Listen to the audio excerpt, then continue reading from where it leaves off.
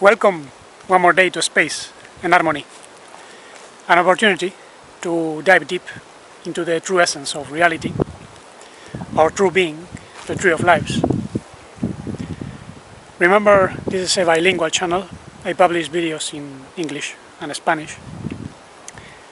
And today we are going to be diving deep into some of the principles of transformation, remembering how to listen to the elements of nature, not only outside but also within ourselves, to listen and understand how actions, energy transformations work according to precise principles. For instance, right now we have entered the month associated with Cancer, the sign Cancer, the beginning of summer. And in ancient times, Cancer was the door that symbolized the incarnation of humanity into the earth. And for several years I was wondering why this was so, until I realized that the sign Cancer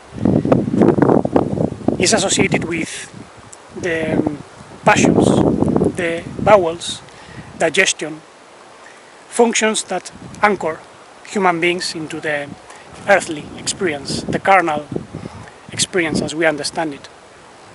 And I was even more surprised when I found out that in Hebrew, Cancer is known as Sartan. And as Hebrew is an ideographic language, it can be read differently. And in this case, we can pronounce Sertina, and the meaning is to leave growth. Curiously, there are alternative therapies which say that cancer, the disease cancer, is related to negative emotions such as grudge and hate and many others, which somehow get stored in the bowels. Emotions that we don't release, that we keep for ourselves for long periods of time, and then they constrict our inner organs. They obviously contribute to the coagulation of blood and so on. And this is basically an obstruction of love, the flow of unconditional love, which should bind all the elements. Earth, water, air, and fire must flow in harmony with the help of love. And this is basically the essence of true magic and true transformation. Now, in this earth, in this fallen world, there has been an obstruction, not only in our bodies, but also in the external nature, which is fallen as well. And this is why there is death. As I have already explained many times, this is due to modifications performed by fallen architects that somehow made actions outside of their responsibility. And one of the things the fallen architects did was to use love, but in a contrary way, contradicting the will of the primordial being, so to say. And this is something that was passed down into human society, because human society inherited many of the traditions of these fallen architects. Actually, human beings are architects in themselves, and in many cases we also build up things which are not in accord to the true primordial law. This is why there are so many problems in our society, and we have to understand all this very deeply, because there are principles of transformation and harmonia which were known by the architects, but depending on how you use the principles, you obtain some results or others. We can use principles in an incomplete, isolated way for ourselves, or we can really expand our view and share these principles with others.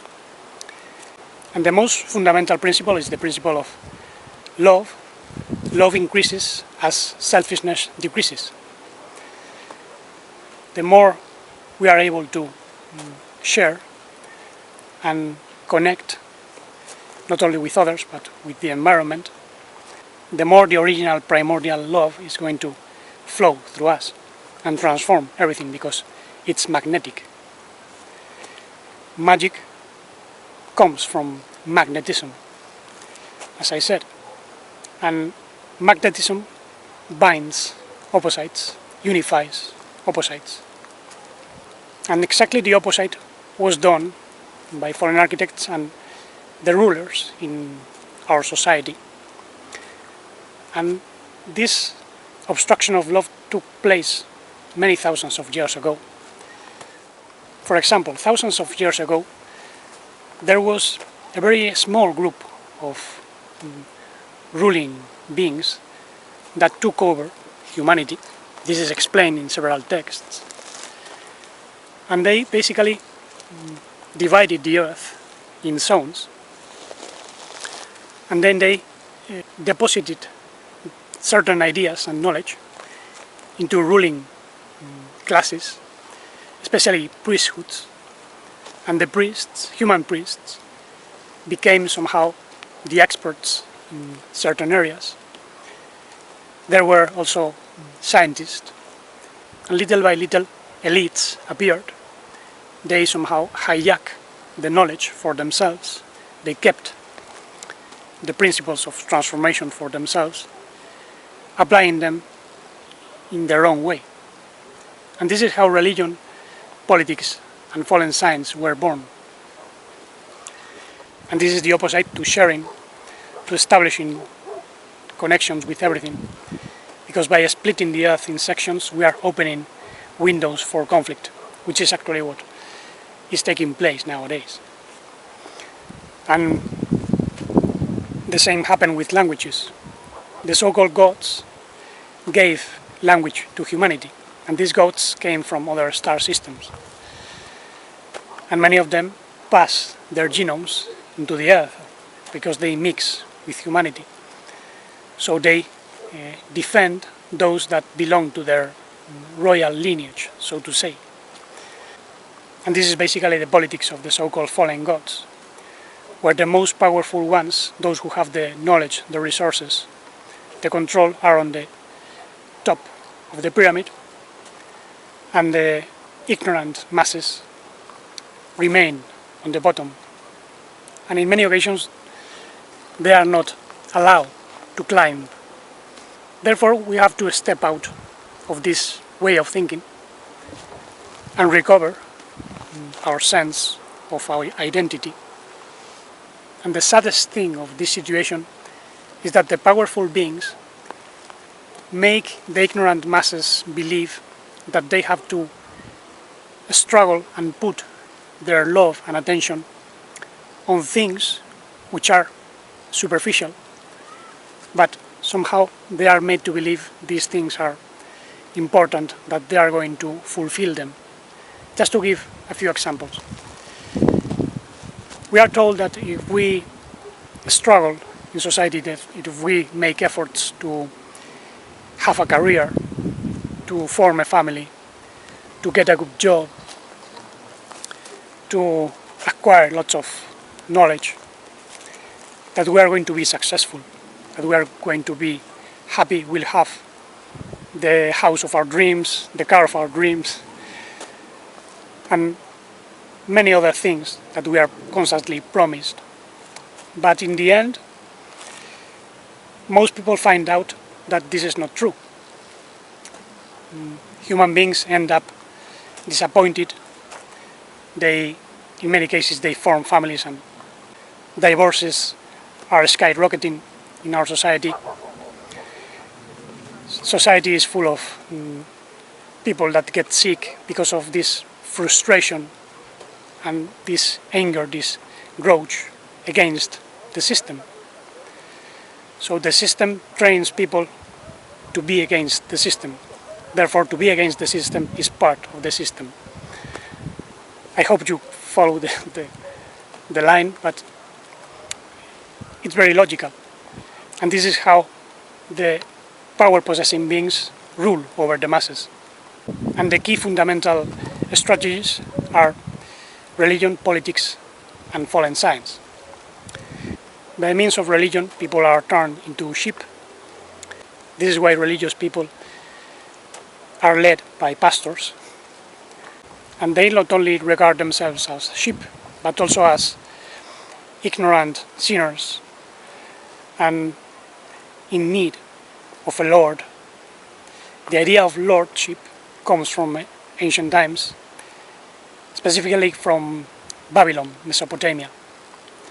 The first time that society was divided into lords and slaves was in Mesopotamia. And this is at least 4,000 years ago, but the process began farther back in history. Therefore, we have to abandon the ideas of being sheep, because sheep are for clothing, for milk, and for sacrifice. Therefore, it's not very intelligent to regard ourselves as sheep. And the same goes for being slaves of some lord, divine or human, it doesn't matter. Then we have to stop believing that politicians are going to solve any problem, because they are part of a system of conflict. So we should not delegate the power on others. We must become aware of the loving conscience in ourselves and the capacity of inner transformation that we have been given. The primordial being has given us the capacity to become his replicas, his multiplications, holy ones, manifestations of the primordial divine source. And this means following the principle of identity. So we have the principle of love, the principle of identity. I am. I am ena in Aramaic. A principle by which we can say, I have a will, I have a conscience, I have a personality which is authentic.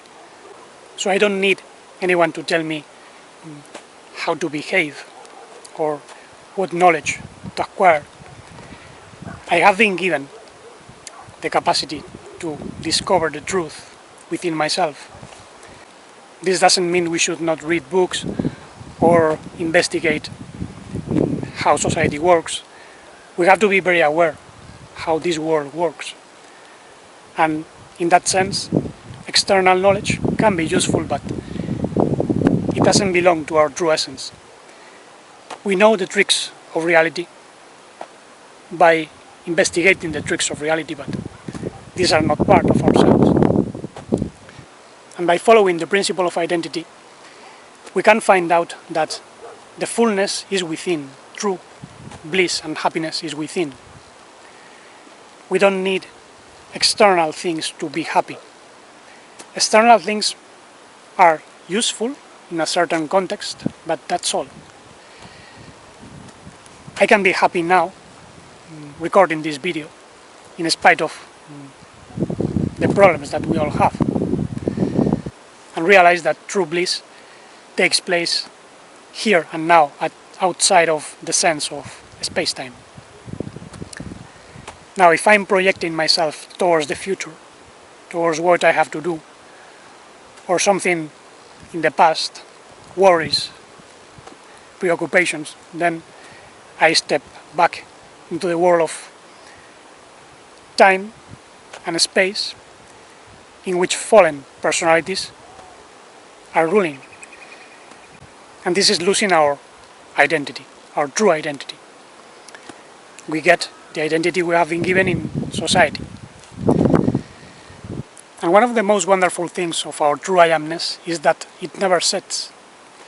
The will, conscience, and true personality of our I amness is always here and now, as long as we connect with it. It's not like the sun. If you notice, the sun in this earth sets, whereas our true being never sets. It's a radiance which is always present, and we have to be able to stand this light, because if we look to the divine light directly, and we are not prepared for it, then we are going to suffer. We are going to experience remorse of conscience. And this happens when our false personality clashes with our true divine personality. Something in us gets sad when we are not living in accord with the principles of loving transformation and conscience. And all this has to do with how we manage energy, how we handle the living energy that we have been given. Therefore, we need a principle of presence and efficiency. The more present we are, the more efficient we become handling energy. And energy obviously is translated into actions. And this is because the more present we are, the less resistance we find from reality in general, especially from our thoughts and emotions and physical movements. And this can be applied on many domains, not just on the ground of spirituality. Many years ago I used to be a player of basketball. I played in different competitions. More than 20 years ago it was a dream for me to become a basketball player, but I had a very serious injury in the knee and I forgot about it. But anyway, I learned different things. For instance, when I was able to be fully present, aware of my teammates, without worrying about criticism from others, without worrying about making more shots or scoring more, winning the match, then I focused on my natural functions. I was a shooting guard. My specialty was stealing, passing. I was very fast, and as long as I performed my duty, everything was okay. But then, when I tried to be highlighted in another way, then things got more complicated, and maybe this meant to go back to the bench, and no player likes that. So we have to be focusing on our talents, but with an economy of energy, with full presence. Focus with mind, heart and body, without trying to be the best or trying to perform things that do not correspond to us. Maximum efficiency means maximum presence of what we are. If I am good at something, I will be able to be more present by doing and loving that something. And this is a way of being faithful. If we cannot be faithful with the little things, we won't be faithful with the greater tasks. Because when we leave this earth, we will be assigned greater responsibilities. So if we are not able to handle energy with our mind, our heart and body, then what will we do with a Merkaba of light, for instance? We could become fallen architects, deceiving all the other humans. And this has happened. There are many human beings that develop great souls, and they become fallen spiritual teachers, completely separated from the primordial purpose. So we have to be magicians, but in accord with the primordial love, not black magicians. The black magic, remember, consists in twisting love, in making others use love for other purposes, putting their attention on things that are not important. And this means knowing and practicing the principles of transformation. I've just given a few, but there are several more. And I have written an essay article mentioning the most important ones and showing how they were exemplified by Ishwa himself. This is something very interesting because we can formulate these principles in our language, which is more aseptic, more practical. But in ancient times, Ishwa was teaching about these things by means of parables and allegories. So I put some of these ideas in an article. I'll translate it as the being of love versus the thing of evil. It's a play on words, because in Spanish, being is ser, and backwards is res, which in Latin is thing, but also cattle. And this is because people are turned into things and cattle. So basically the idea of becoming magicians is to stop being cattle and stop being things. We have to use our will and conscience. So when I translate this article, I leave it in the blog and also in the web. And for now, not to make this video too long, I'll just mention that we also have to be very aware of the 5 elements within ourselves.